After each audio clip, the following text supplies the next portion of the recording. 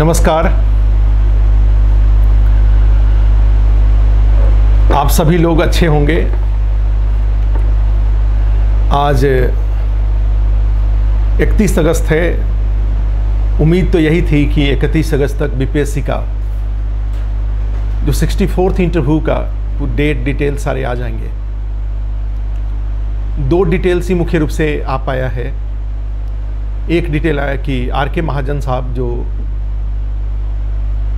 जिनको बीपीएससी का चेयरमैन नियुक्त किया गया था, उनके लिए नोटिफिकेशन जारी हो गया है कि वो चेयरमैन का पद अब संभाल लेंगे। वो चूँकि वो सेवानिवृत्त हो रहे हैं, जो एजुकेशन डिपार्टमेंट में थे बिहार में।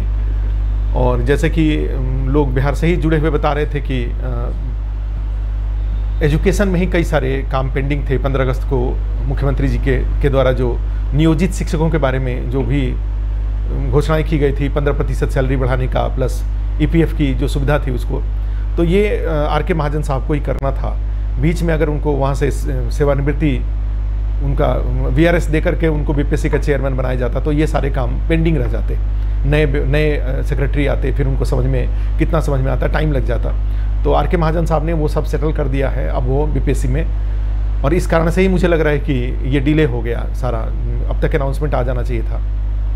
उन्हीं का चेयरमैन का ही वेट हो रहा होगा अब। लेकिन जैसा कि है कि 6 सितंबर तक जो भी इंटरव्यू का सारा शेड्यूल आ जाएगा और उसके बाद फिर इंटरव्यू की प्रक्रिया शुरू होंगी। अब इसमें इंटरव्यू करीब मुझे लगता है कि अगर एक दिन में 120 इंटरव्यू होता है, 5 या 6 बोर्ड बनता है अगर, और 20-20 लोगों का एक बोर्ड में होता है, तो 120 लोगों का अगर मान के चलिए तो 100 और टोटल 3799 हैं, करीब 3500 के आसपास लोग। हमें लग रहा है कि 150-200 तो वैसे ही एब्सेंट हो जाते हैं अपने अपने कारणों से, व्यक्तिगत कारण से या कहीं दूसरे जगह पे सिलेक्टेड होने के कारण। जैसे मान लो आईएससी है, आईएएस में सेलेक्ट हो गए होंगे, और प्लस अन्य पीसीएस में ही पहले ही 63rd में उनका सिलेक्शन हो गया होगा। तो इस कारण से कुछ लोग तो एब्सेंट हो जाएंगे। तो अगर ये मान लेते हैं तो आप मान के चलिए कि बीच में एक आध दो छुट्टी वगैरह ले लें, सब कुछ लेकर के 35 से 40 दिन समय लगेगा इंटरव्यू लेने में। तो जिनका भी रोल नंबर शुरू में 1 से या 2 से शुरू हो रहा है उनका तो जल्दी हो जाएगा। जो बाद वाले हैं 4-5 जिनका शुरू हो रहा है, 4-5 डिजिट जिनका शुरू हो रहा है, तो उनमें टाइम लगेगा। तो वो अभी अपनी कमियों को पहचानें और उसको दूर करने के लिए जो भी हार्डवर्क कर सकते हैं वो हार्डवर्क करें। 1-2 वाले लोगों के लिए तो अब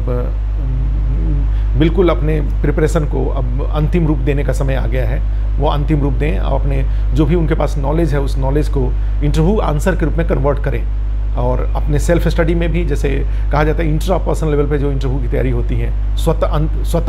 स्वतः में ही हर पढ़ाई को इंटरव्यू के क्वेश्चन के रूप में कन्वर्ट करके उसको उस तरह से रिप्लाई देने की कोशिश करें। जो भी पढ़ें इसका इंटरव्यू इस पर इंटरव्यू में क्या क्वेश्चन हो सकता है और उस कंटेंट को वो कैसे इंटरव्यू आंसर के रूप में उसको यूज़ कर सकते हैं। तो इस पर फोकस करना अब शुरू कर लें वो। और बाकी न्यूज़पेपर, जैसा हम लोग बार बार बोलते हैं कि न्यूज़पेपर को एकदम, जैसे दादाजी हैं घर में कुछ चेयर पे बैठ जाते हैं, सुबह में उनके पास कोई काम नहीं रहता है, इंटरव्यू का इंतजार करते हैं, वो न्यूज़पेपर का इंतजार करते हैं। और उसके बाद फिर एक उस न्यूज़पेपर की सारी बातों को बड़े ध्यान से पढ़ते हैं। ठीक है, आप उतनी छोटी बातें, लोकल जो बातें हैं उसको तो उतना ध्यान से मत पढ़िए, लेकिन जो इंटरनेशनल इशूज़ है, नेशनल इशूज़ है, जो इकोनॉमिक्स वाला पेज है, कुछ स्पोर्ट्स पे कुछ ऐसी इंपॉर्टेंट बातें हैं, देखिए आपके हॉबी रिलेटेड कुछ नई बात अगर हुई है न्यूज़पेपर में आई हुई हैं, और फ्रंट पेज, ठीक है, ये बिहार गवर्नमेंट की बातें, तो एक हो गया फ्रंट पेज तो पढ़ ही लें। उसके बाद बिहार गवर्नमेंट के द्वारा कोई, अगर चूँकि चुनाव का समय है, बड़ी सारी नई घोषणाएं हो रही हैं, तो उसमें क्या किया गया मुख्यमंत्री जी ने, जैसे अभी पीछे 3 दिन पहले जो 7 निश्चय के 2 जो लक्ष्य हैं उसके लिए उन्होंने डेट फिक्स कर दिया कि इतने दिनों के अंदर में हम, जैसे हर घर नल का जल और पक्की गली नालियाँ वाला जो लक्ष्य है उसके लिए उन्होंने डेट तय कर दिया। तो इस तरह की घोषणाएं अगर आप 1-2 दिन के अंदर में अगर हुई हैं तो आप उसको बड़े ध्यान से, तो एक फर्स्ट पेज हो गया। दूसरा बिहार से रिलेटेड, बिहार सरकार की कोई घोषणा अगर आ रही है तो उसका। थर्ड इसमें आता है कि भाई नेशनल वाला पेज, आगे एडिटोरियल के बाद ही एडिटोरियल वाले पेज के अगले पेज पे नेशनल पेज एक आता है, फिर एक इंटरनेशनल पेज आता है, फिर एक इकोनॉमिक्स वाला पेज आता है, फिर स्पोर्ट्स वगैरह में कुछ बात है तो उसको। तो इस तरीके से न्यूज़पेपर की हर छोटी छोटी बात और बड़े सिंसियरिटी से, क्योंकि हम लोग, जब मैं प्रैक्टिकल बात बता रहा हूँ कि जब मॉक में हम लोग के सामने आप लोग आते हैं और आते हैं और जब आपसे पूछा जाता है कि भाई कोई पर्टिकुलर न्यूज़पेपर में कोई घटना अगर घटी है, न्यूज़पेपर में कोई बात अगर छपी है तो उसके बारे में बताइए, तो हम तो भाई हम तो अपने एक तरह से अपने आदत के भाग के रूप में न्यूज़पेपर पढ़ते हैं। भाई बचपन से ही एक न्यूज़पेपर पढ़ने की जो आदत रही है, तो न्यूज़पेपर पढ़ते हैं, उसमें कई बार हेडलाइन देख लेते हैं, कई बार कुछ इंपॉर्टेंट बातें हैं तो उसको देख लेते हैं। तो हम तो जितना, लेकिन कई बार असर ये होता है कि उस टॉपिक, उस न्यूज़ के बारे में जितना हम लोग जानते हैं, ठीक है, जो इंटरव्यू देने आ रहा है पता चलेगा उससे भी वो कम जानता है, वो तो हमसे भी ज़्यादा सुपरफिशियल है। तो भाई आप अधिकारी, आप SDM बनने जा रहे हैं, आप पुलिस सेवा में जाने जा रहे हैं, आप बिहार प्रशासनिक सेवा में के भाग बनने जा रहे हैं, ठीक है, ऑलमोस्ट बन चुके हैं, 10% की बात है, ठीक है। तो आपसे तो उम्मीद की जाती है ना कि बड़े आप उस न्यूज़ को में वो कोर कुछ बड़ी इंपॉर्टेंट बात, कोई जो बाकी लोगों का ध्यान नहीं गया, इवन बोर्ड मेंबर्स ने भी उस न्यूज़ को पढ़ा होगा और उनका वहाँ ध्यान नहीं गया जहाँ आपका ध्यान गया, आप वहाँ तक जाएंगे जहाँ से कुछ ऐसी बातें, और फिर उसमें वही न्यूज़ कहीं दूसरी जगह छपा है या उस न्यूज़ पे कोई चर्चा कहीं की गई है, तो वो चर्चा वाली पार्ट में कुछ अलग से 2 लाइन 1 लाइन आपको लगता है जो थॉटफुल बातें, वो थॉटफुल बात वहाँ बोलेंगे, तब बोर्ड इम्प्रेस होगा। बोर्ड को लगेगा कि अरे मैं तो जो मैं नहीं जानता हूँ वो ये कैंडिडेट जानते हैं, तो इसका मतलब तो ये इनके पास एक माने सिंसियर पर्सनालिटी है, ये इनोवेटिव है, लेजी नहीं है, ये सारी बातों को जाहिर होता है। और सबसे ईजी प्रेडिक्टेबल क्वेश्चन जो आपसे पूछा जा सकता है वो तो न्यूज़पेपर का है। और न्यूज़पेपर वो जो 8-10 पेज के न्यूज़पेपर हैं जिसमें हमने 5 पेज के आसपास आपको बताया, वो 5 पेज को तो आप 1.5-2 घंटे, 24 घंटे का टाइम है, 6-7 घंटे आप सोते हैं, बाकी सारे काम, फिर भी अगर 12-14 घंटे को आप अगर 14-15 घंटे को अगर आप बांट लें 2 घंटा न्यूज़पेपर के लिए, और न्यूज़पेपर ऐसा कोई हार्ड वर्क के रूप में नहीं कहा जाएगा, आप अगर सिंसियरली उसको मोबाइल को ऑफ करके और ध्यान से एक न्यूज़ को अगर पढ़ें और उस न्यूज़ का वो 2 लाइन जो कि बोर्ड में आप बोलेंगे, ठीक है, वो चीज़ ढूंढने, हर न्यूज़ में से आप ढूंढ लें और उसका प्रैक्टिस करके रखें। और उसमें से ऐसे 2-3 न्यूज़ भी अगर आपसे बोर्ड में पूछ दिया गया और आपने वो स्पेशल 2-3 सेंटेंस आपने बोल दिया, सामान्य बातें सब जानते हैं, हेडलाइन सब जानते हैं, हेडलाइन बोलने से आप बोर्ड को इम्प्रेस नहीं कर पाएंगे। आपको वहाँ पर अल्टीमेटली अपने 15 से 17 मिनट का, 20 मिनट का जो इंटरव्यू चलेगा उसमें बोर्ड को इम्प्रेस करना है। तो बोर्ड को इम्प्रेस करने के लिए तो आपको वो बात बोलनी होगी जो कि न्यूज़पेपर रीडिंग की मैं विशेष रूप से आपको सुझाव दूंगा कि न्यूज़पेपर ज़रूर पढ़िए और खूब ध्यान से पढ़िए, और हर न्यूज़ में से वो बात निकालिए जिसको बोल करके आप बोर्ड को इम्प्रेस कर सकते हैं। क्योंकि अभी तक हम लोगों ने इतना मॉक इंटरव्यू लिया, 17 तारीख से हम लोग क्लास करा रहे हैं, करीब हमें लग रहा है कि फर्स्ट हम लोग 20 तारीख को पहला मॉक हमने ले लिया था, ठीक है। तब से लेकर के लगातार बोलते जा रहे हैं कि भैया न्यूज़पेपर ठीक से पढ़ो, न्यूज़पेपर ठीक से पढ़ो, ध्यान से पढ़ो, वो 2 सेंटेंस ढूंढो जो कि इंटरव्यू बोर्ड में आप बोलेंगे। आपको वो कभी इंडो चाइना रिलेशन के बीच में जो डेवलपमेंट है आप उसके बारे में वो कभी आपसे स्टोरी नहीं सुनेंगे, आपसे वो 2 सेंटेंस सुनना चाहेंगे और उस 2 सेंटेंस पे आपके पर्सनालिटी का एनालिसिस वो कर लेंगे और उस एनालिसिस के आधार पे आपको मार्क्स मिल जाएगा। तो इस एक न्यूज़पेपर के बारे में मैं आपसे ज़रूर आपको सुझाव दूंगा कि आप उसको बड़े ध्यान से पढ़िए। 1 पेपर, 2 पेपर, दैनिक जागरण हो, राष्ट्रीय संस्करण पढ़िए, राष्ट्रीय संस्करण डेली जनरली पढ़िए, क्योंकि बिहार की जो बातें हैं, बिहार गवर्नमेंट के लेवल पे कुछ नई बातें अगर की गई हैं तो वो भी नेशनल इशूज़ में बिहार वाले के सेक्शन में वो आ ही जाता है, वो पूछा ही जाता है। और दूसरी बात है कि ट्विटर है, तो ट्विटर पे भी आप कम से कम अगर ट्विटर पे आपको आदत नहीं है, जो मुझे तो आदत है, मैं तो ट्विटर पे हूँ, तो मैं उस पर जो भी न्यूज़ आता है मैं एक बार देख लेता हूँ, तो मुझे संतोष हो जाता है कि हाँ जो नई बातें हैं सारी मैं जान गया, अपडेट हो गया। और उसमें मुझे हार्डली आधा घंटे के आसपास टाइम लगता है। मैं सुबह शाम 2 बार, एक बार सोने से पहले और एक बार सुबह में उठ करके 10 बजे के आसपास मैं 2 बार ट्विटर को देख लेता हूँ, तो मुझे उसमें पता चल जाता है कि राहुल गांधी जी ने क्या कहा है, तेजस्वी यादव जी ने क्या कहा है, तेज प्रताप जी का क्या आया है, मुख्यमंत्री जी का क्या आया है, माननीय उप मुख्यमंत्री जी का क्या आया, GST काउंसिल में क्या हुआ, चाइना में क्या चल रहा है, सुशांत सिंह के मामले में क्या चल रहा है, सुशांत सिंह राजपूत वाले केस में क्या चल रहा है, मुझे सब बातें वहाँ से पता चल जाती हैं। प्रधानमंत्री जी के द्वारा क्या किया गया है, उत्तर प्रदेश में कुछ क्या हो रहा है, तो ये सब बातें मुझे पता चल जाती हैं। और उसके बाद फिर मैं खेल वगैरह में सुरेश रैना के बारे में, सुरेश रैना IPL का वहाँ पर छोड़ करके, चेन्नई सुपर किंग को छोड़ करके यहाँ पर वापस आ गए, अंदर की बात क्या है, ठीक है। तो वो मैंने उस तरह से कहीं कोई जगह अगर मिलता है, कोई आप उस अंदर की बात को अगर आप जानते हैं, जैसे कि आज टाइम्स ऑफ इंडिया में भी छपा हुआ है, ठीक है, दैनिक जागरण में भी छपा हुआ है, सब जगह छपा हुआ है कि वो अंदर की बात क्या थी, सुरेश रैना क्यों छोड़ के आए, तो उसमें अपने लिए मान लीजिए क्रिकेट आपका हॉबी है और वहाँ पे अपने लिए सिचुएशन क्रिएट करके अगर कुछ वहाँ पे बोल देते हैं तो वो उन बोर्ड को अच्छा लगेगा, बोर्ड को वो बात बोल देंगे जो आपको जो सामान्य जो न्यूज़ में छपा है उससे थोड़ा हट के, तो बोर्ड को अच्छा लगेगा। तो इस तरीके से आप जाते हैं तो मेरा सुझाव यही है कि आप ट्विटर जैसे ट्विटर को ही आप का ऐप को डाउनलोड कर लीजिए और उसमें जो भी 10-12 लोग हैं उनको फॉलो कर लीजिए, क्योंकि बहुत ज़्यादा फॉलो करेंगे तो बहुत सारे मैसेजेस आएंगे, टाइम वेस्ट होगा आपका। तो उसमें बिहार गवर्नमेंट का, जैसे चीफ मिनिस्टर का है, डिप्टी चीफ मिनिस्टर का है, तेजस्वी जी का है, तेज प्रताप जी का है, या इस बिहार के पॉलिटिक्स के बारे में जाएंगे तो इनका है, जो लोक जनशक्ति पार्टी के चिराग पासवान जी का है, उसको रामविलास पासवान जी का भी है, जो food ministry of food security है, जन वितरण प्रणाली वाला जो मंत्रालय उनका है, खाद्य सुरक्षा एवं जन वितरण, तो उस मंत्रालय से जुड़ी हुई सारी बातें वो बड़े अच्छे से आता है। उस पर मिनिस्ट्री ऑफ फूड प्रोसेसिंग का है, खाद्य प्रसंस्करण का है, इसमें एग्रीकल्चर का नरेंद्र सिंह का जो मंत्रालय है एग्रीकल्चर का, निर्मला सीतारमन जी का मिनिस्ट्री ऑफ फाइनेंस है, उसको आप PMO को आप सब्सक्राइब कर लीजिए उसमें। तो कुछ को लोगों को फॉलो कर लीजिए, तो आपको उसमें से जो कुछ भी नई बातें अगर आ रही हैं तो ट्विटर पर आपको मिल जाएंगी, वहाँ से भी आप अपडेट रहेंगे। कम से कम इंटरव्यू बोर्ड में आपसे कोई क्वेश्चन पूछा जाएगा तो आप ब्लैंक नहीं होंगे, आपको लगेगा। और वो एक तो मैं फर्स्ट मेरा आज आपसे डिस्कशन में मेरा फोकस आपके लिए यही था कि आप न्यूज़पेपर और कंटेम्प्ररी इशू जो घट रही हैं उससे जुड़ी हुई बातें, और निश्चित रूप से जिस दिन आपका इंटरव्यू होगा उससे 2 दिन, कई लोग देखते हैं कि सर मैं क्या 2019 का सारा करंट अफेयर्स देख जाऊँ, 2020 का करंट अफेयर्स देख जाऊँ, ऐसी कोई ज़रूरत नहीं है। कई सारी घटनाएं कंटिन्यूटी में चल रही हैं, और कंटिन्यूटी में जब चल रही हैं तो वो आपसे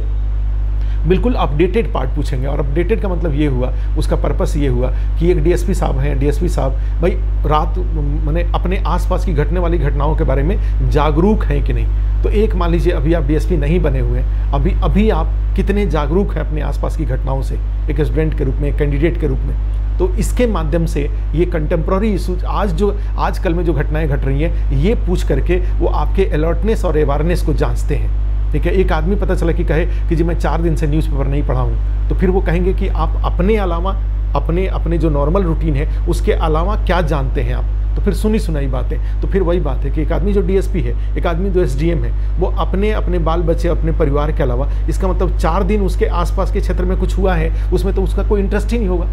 भाई ऐसा कैसे हो सकता है कि आज आप 4-4 दिन तक आप अपने आसपास घटने वाली घटनाओं के बारे में, अखबारों में, टीवी में जो घटनाएं घट रही हैं उसके बारे में जो आदमी जानने के लिए उत्सुक नहीं है, जिसमें कोई ईगरनेस नहीं है जानने का, तो वो आदमी SDM DSP बनने के बाद, अपने आसपास की घटनाओं, वीडियो बनने के बाद, CO बनने के बाद अपने आसपास की घटनाओं के बारे में कैसे कितना ईगर हो सकता है। तो ये नेगेटिव ट्रेट ऑफ पर्सनालिटी है, आप उसमें मत, आप उसको ऐसा कभी भूल कर भी मत बोलिए मैं पीछे 3-4 दिन से अखबार नहीं पढ़ा हूँ। 11 बजे 12 बज गया, फर्स्ट हाफ में भी, सेकंड हाफ में भी, फर्स्ट हाफ में तो पक्का मुख्य रूप से जाते जाते सबसे पहले वो, चूँकि बिल्कुल घर से वो न्यूज़पेपर पढ़ के आएंगे, और न्यूज़पेपर पढ़ के आएंगे, और न्यूज़पेपर ही चूँकि शुरू में मान लीजिए जो आएंगे वो अपनी तैयारी करके आएंगे तो उनके पास बहुत सारे क्वेश्चन रहेंगे, लेकिन जैसे ही 8-10 दिन, 4 दिन, 6 दिन होगा वो सारा स्टॉक खत्म हो जाएगा, और आपको दिन भर पूछने के लिए वो आपसे 4 घंटा आप घर से पढ़ के नहीं आएंगे। एक चीज़ जो जरूर घर से पढ़ के आएंगे वो होगा न्यूज़पेपर, और न्यूज़पेपर आते ही वो आपसे जरूर उस पर क्वेश्चन पूछेंगे, और 4-5 क्वेश्चन न्यूज़पेपर पूछेंगे, और जितना आप जवाब देंगे वहीं से चीज़ें और वो आगे बढ़ा लेंगे। तो एक न्यूज़पेपर मोस्ट प्रेडिक्टेबल क्वेश्चन जो इंटरव्यू बोर्ड में आपसे ज़रूर पूछा जाएगा वो होगा न्यूज़पेपर का। आप तैयारी करके जाइए, हो सकता है कि 2-4 लोगों से ना पूछा जाए, कुछ लोगों से ना पूछा जाए, उनके जॉब से ही इंटरव्यू हो जाए, उनके ऑप्शनल से ही इंटरव्यू हो जाए, उनका अपना जो सब्जेक्ट है उसी से इंटरव्यू हो जाए, ऐसा हो सकता है। ठीक है, बिहार के चुनाव वगैरह के मुद्दे पर ही नीट और JEE का एग्ज़ाम हुआ, उसको लेकर के ही एग्ज़ाम, चूँकि उस समय नीट का एग्ज़ाम प्रपोज रहेगा, जब आपका इंटरव्यू चलेगा उस समय उसको लेकर के क्वेश्चन आ जाए, तो हो सकता है कि वहाँ पर रहे, लेकिन फिर भी आपको न्यूज़पेपर पढ़ के जाना चाहिए। तो एक मेरी तरफ से ये है, इससे आपकी सिंसियरिटी और आपका जो अलर्टनेस और अवेयरनेस के प्रति जो आपका वो है वो समझ पाएंगे वो। अब मैं दूसरा जो पिछले दिनों में जो मॉक लेने के दौरान मुझे लगता है कि सबके पास जो बहुत सारे लोग जो अस्थायी इसमें जुड़े हैं, तो मॉक में तो उनको हमने बताया है कि उनसे क्वेश्चन हम पूछते हैं, क्वेश्चन पूछने का फिर हमारा यही उद्देश्य होता है। कई बार आपको हमारे यहाँ का मॉक देखने को मिलेगा तो आप सोचेंगे पता नहीं कैसा मॉक पूछ रहे हैं। हम उस तरह से कॉस्मेटिक्स मॉक नहीं कराते, हम मॉक के माध्यम से आपको कोई सर्टिफिकेट नहीं देते हैं। हम हर कैंडिडेट के पीछे 20-20 मिनट 20-3 मॉक करा रहे हैं हम लोग, 20 से 60 करीब 1 घंटे के आसपास टाइम जो देते हैं, उस टाइम का हमारा उद्देश्य ये होता है कि हम आपकी कमी पहचानें। पहली बार माने आप में जो कमी हो, क्योंकि आप में कमी पहचान करके इतना इम्पोर्टेंट, सोचो कितना इम्पोर्टेंट आपकी सफलता आपको मिली हुई है, ये मेंस पास करना। और मेंस पास करके आप अगर ये अंतिम चरण के जो एक महीना है उसमें 10-12 घंटा 15 घंटा के आसपास मोबाइल को ऑफ करके अगर पढ़ लेते हैं और बायोडाटा का सब कुछ, बायोडाटा के जितने आपको कंपोनेंट हैं इसके पहले के वीडियो में हमने बताया है, उसको आप कई बार, चूँकि आपको कई बार पढ़ना पड़ेगा। देखो ध्यान में, जैसे हिस्ट्री आपका है, मैं बता रहा हूँ कई बार पढ़ना पड़ेगा, क्योंकि इस लेवल पे पढ़ना पड़ेगा, क्योंकि वहाँ पे 4 ऑप्शन नहीं रहेगा जिसमें से आप ऑप्शन को देख करके टिक करना है आपको जुबान पे, क्योंकि वहाँ पे उस स्ट्रेस के सिचुएशन में इंटरव्यू में 4 लोग आपके सामने बैठे हुए हैं, वो आपसे क्वेश्चन पूछ रहे हैं, आपका भविष्य का भी दबाव है, वो डेट माने मोस्ट इंपॉर्टेंट डेट है वो आपके जीवन का, उस डेट पर इतने प्रेशर में आपसे क्वेश्चन पूछा जा रहा है, तो जब तक कंटेंट पर कमांड नहीं होगा तब तक वो याद नहीं आएगा। तो इसलिए आपको सरसरी निगाह से चीज़ों को नहीं देखना है। अपने बायोडाटा, हिस्ट्री आपका, इकोनॉमी है, पॉलिटी है, पॉलिटिकल साइंस है, पब्लिक एडमिनिस्ट्रेशन है, एंथ्रोपोलॉजी है, सोशियोलॉजी है, एग्रीकल्चर है, मैथ है, जो कुछ भी आपका सब्जेक्ट, आपका जूलॉजी, बॉटनी, जो कुछ भी है, तो उसके जो कंटेंट है उस कंटेंट को आपको बार बार पढ़ना है। इसलिए बार बार पढ़ना है कि उस स्ट्रेसफुल सिचुएशन में आपको वो बातें याद आएँ। अगर बार बार नहीं पढ़ेंगे और उसको ध्यान नहीं देंगे तो वो चीज़ें अगर वहाँ याद नहीं आई, तो याद नहीं आने से, चूँकि देखो ध्यान देना कितना ज़रूरी है, और ध्यान से, चूँकि अब जैसे हम लोग कल ही पूछे कि अच्छा वो उसमें थे कोई IT वगैरह की कोई बात आ रही थी, तो आप देखे होंगे कि अभी IT में, इंफॉर्मेशन टेक्नोलॉजी में मॉक इंटरव्यू में कोई क्वेश्चन ऐसा आया था सिचुएशन, तो हमने पूछा था कि कोरोना को लेकर के, कोरोना के बारे में पब्लिक अवेयरनेस बढ़ाने के लिए भारत सरकार द्वारा एक मोस्ट इम्पॉर्टेंट काम किया गया, जो काम आप डेली सुनते हैं, दिन में 10 बार सुनते हैं, ठीक है, वो क्या है? वो आप इंफॉर्मेशन टेक्नोलॉजी से रिलेटेड है और कोरोना के बारे में जानते ही हैं, तो ठीक है। तो उन्होंने पकड़ लिया, मन क्वेश्चन को पकड़ लिया कि सर जब मोबाइल में जब हम कहीं डायल करते हैं, ठीक है, तो डायल करते हैं तो पूरा कंप्लीट एक कोरोना का मैसेज सुनाया जाता है हमें, और ये दिन में अगर हम 20 बार डायल करते हैं तो 20 बार हमें सुनाया जाता है। तो हमने कहा कि अच्छा क्या सुनाया जाता है, आप एक बार, आपको याद है वो जो सुनाया जाता है? वो नहीं सर, 2-3 सेंटेंस बोल सकते हैं। सोचो, पीछे 5-6 महीना में पब्लिक अवेयरनेस, कोरोना के बारे में अवेयरनेस फैलाने के लिए ये टेलीफोन के जब डायल करते हैं तो डायल टोन के रूप में ये मैसेज, आपको 1 मिनट का मैसेज सुनाया जा रहा है। हमने कम से कम 1000 बार सुना होगा और आज तक हमें याद नहीं है, ठीक है। वो जो 4-6 सेंटेंस है वो हमें याद नहीं है। तो इसका मतलब क्या हुआ? याद करने के लिए कंसंट्रेट होना जरूरी है, फोकस करना जरूरी है। तो वही आप खुद सोच के देखिए कि आपका जो ऑप्शनल का है, जो आपके ग्रेजुएशन के सब्जेक्ट हैं, उस पर अगर आप कंसंट्रेट नहीं करेंगे तो फिर याद नहीं होंगे, और याद नहीं होंगी तो चाहे मॉक इंटरव्यू हो, चाहे यूपीएससी में इंटरव्यू के लिए जाएंगे, उसमें कंटेंट, ठीक है, कंटेंट आप उसको कंटेंट को प्रोड्यूस नहीं कर पाएंगे, जो आपने पढ़ा जो वो प्रोड्यूस नहीं हो पाएगा, और प्रोड्यूस नहीं हो पाएगा तो आपको आपके एफर्ट का क्रेडिट आपको नहीं मिलेगा, और इतना महत्वपूर्ण अपॉर्चुनिटी है वो हाथ से निकल जाएगा। तो इसलिए मेरा सुझाव आपके लिए यही है कि आप मेहनत करिए, मेहनत करके इसमें अच्छे से मेहनत करके, और ये न्यूज़पेपर पर फोकस करिए, और जो भी आपके economy, political science, anthropology, public administration, history, ये एग्रीकल्चर, ये जितने ऑप्शनल हैं, ये सारे ऑप्शनल